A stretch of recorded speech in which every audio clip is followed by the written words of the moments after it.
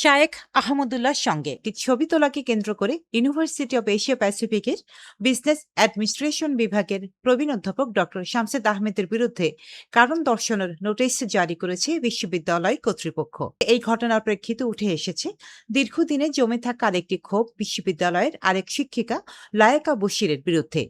তিনি বিভিন্ন সময় শ্রেণীকক্ষে হিজাব ও নিকাব পরিধানের কারণে মুসলিম ছাত্রীদের হেনস্থার করতেন। বিশ্ববিদ্যালয় সূত্রে জানা যায়, সম্প্রতি শায়েখ আহমদুল্লাহর সঙ্গে অধ্যাপক ডক্টর শামসেদ আহমেদের একটি ছবি সামাজিক যোগাযোগ মাধ্যমে ছড়িয়ে পড়ে। ছবিটি প্রকাশের পর বিষয়টি বিশ্ববিদ্যালয় প্রশাসনের নজরে আসে।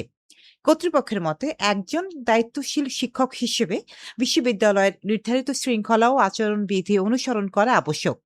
এর প্রেক্ষিতে ছবিটি সংশ্লিষ্ট নীতিমালার পরিপন্থী কিনা তা নিরূপণের জন্য তার কাছে লিখিত ব্যাখ্যা চাওয়া হয়েছে। শোকজ নোটিশে উল্লেখ করা হয়, বিশ্ববিদ্যালয়ের শিক্ষক হিসেবে ব্যক্তিগত ও পেশাগত আচরণে সতর্কতা অবলম্বন করা প্রত্যাশিত। সংশ্লিষ্ট ছবি তোলার মাধ্যমে আচরণবিধি লঙ্ঘিত হয়েছে কিনা সে বিষয়ে নির্দিষ্ট সময়ের মধ্যে ব্যাখ্যা দিতে বলা হয়েছে অধ্যাপক ডক্টর শামসেদ আহমেদকে। এই বিষয়ে অধ্যাপক ডক্টর শামসেদ আহমেদের পক্ষ থেকে তাৎক্ষণিকভাবে কোনো আনুষ্ঠানিক বক্তব্য পাওয়া যায়নি।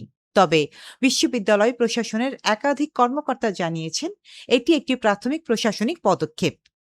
অধ্যাপকের ব্যাখ্যা ও পরবর্তী তদন্তের আলোকে প্রয়োজনীয় সিদ্ধান্ত গ্রহণ করা হবে। ঘটনাটি প্রকাশের পর শিক্ষা অঙ্গন সহ সামাজিক যোগাযোগ মাধ্যমে আলোচনা ও প্রতিক্রিয়া দেখা গেছে। কেউ কেউ বিষয়টিকে ব্যক্তিগত স্বাধীনতা ও পেশাগত আচরণের সীমারেখা নিয়ে বিতর্ক হিসেবে দেখছেন। আবার অনেকেই বিশ্ববিদ্যালয়ের নীতিমালা প্রয়োগের যৌক্তিকতা নিয়েও প্রশ্ন তুলছেন। বিশ্ববিদ্যালয় কর্তৃপক্ষ জানিয়েছে, পুরো প্রক্রিয়া নিয়মতান্ত্রিক ও স্বচ্ছভাবে সম্পন্ন করা হবে। তদন্ত ও ব্যাখ্যা বিশ্লেষণের পর চূড়ান্ত সিদ্ধান্ত জানানো হবে এবং এক্ষেত্রে কারো প্রতি অন্যায় করা হবে না বলে আশ্বস্ত করা হয়েছে।